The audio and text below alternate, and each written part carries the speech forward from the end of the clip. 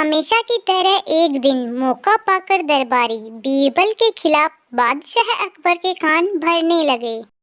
वे कहने लगे, जहां पना बीरबल स्वयं को कुछ ज्यादा ही अक्लमंद समझता है। यदि वह इतना ही अक्लमंद है तो उसे कहिए कि वह बैल का दूध लेकर आए। दरबारियों की बातों में आकर अकबर ने बीरबल की अक्लमंदी की परीक्षा लेने की सोची। बीरबल उस समय दरबार में उपस्थित नहीं था। जब वह दरबार पहुंचा तो अकबर बोले, बीरबल, क्या तुम मानते हो कि दुनिया में कोई कार्य असंभव नहीं? जी हुजूर, बीरबल ने उत्तर दिया। तो ठीक है, हम तुम्हें एक काम दे रहे हैं, तुम्हें उसे 2 दिवस के भीतर करना होगा। फरमाइए हुजूर, आपके हर हुक्म की तामीली मेरा कर्तव्य है। बीरबल सिर झुकाकर अदब से बोला। जाओ, जाकर बैल का दूध लेकर आओ, अकबर ने आदेश दिया। आदेश सुनकर बीरबल भौंचक्का रह गया। इधर दरबारी मन ही मन बड़े प्रसन्न हुए।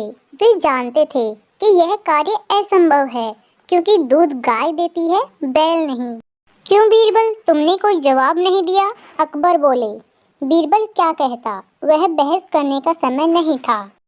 हामी भरकर वह घर लौट आया। घर आकर उसने गहन सोच विचार किया, अपनी पत्नी और पुत्री से भी चर्चा की। आखिर सबने मिलकर एक उपाय निकाल ही लिया। उस रात बीरबल की पुत्री अकबर के महल के पीछे स्थित कुएं पर गई और पीट पीट कर कपड़े धोने लगी।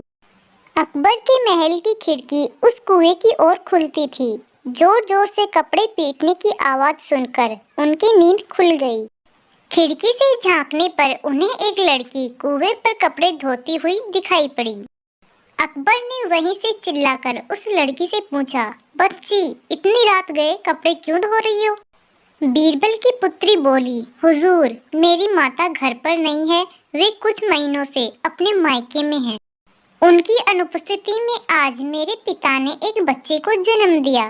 दिन भर मुझे उनकी सेवा शुश्रूषा करनी पड़ी, इसलिए रात में कपड़े धो रही हूँ। कैसी विचित्र बात कर रही हो बच्ची, आदमी बच्चे पैदा करते हैं क्या? अकबर कुछ नाराजगी में बोले। करते हैं हुजूर, जब बैल दूध दे सकता है तो आदमी भी बच्चे पैदा कर सकते हैं, बीरबल की पुत्री ने उत्तर दिया।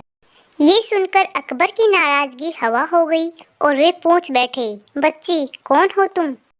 हुजूर, ये मेरी पुत्री है, पेड़ के पीछे छुपे बीरबल ने अकबर के सामने आकर उत्तर दिया। ओ है, तो ये तुम्हारा स्वांग था? अकबर मुस्कुराते हुए बोले। गुस्ताखी माफ हुजूर, और कोई रास्ता भी नहीं था अपनी बात समझाने का। बीरबल अकबर की नींद में खलल डालने के लिए क्षमा मांगते हुए बोला। इधर अकबर भी बीरबल की अक्लमंदी का लोहा मान गए। अगले दिन रात का पूरा वृतांत दरबारियों को सुनाया। बीरबल को उसकी अक्लमंदी के लिए सोने का हार इनाम में दिया। दरबारी हमेशा की तरह जल भुनकर रह गए।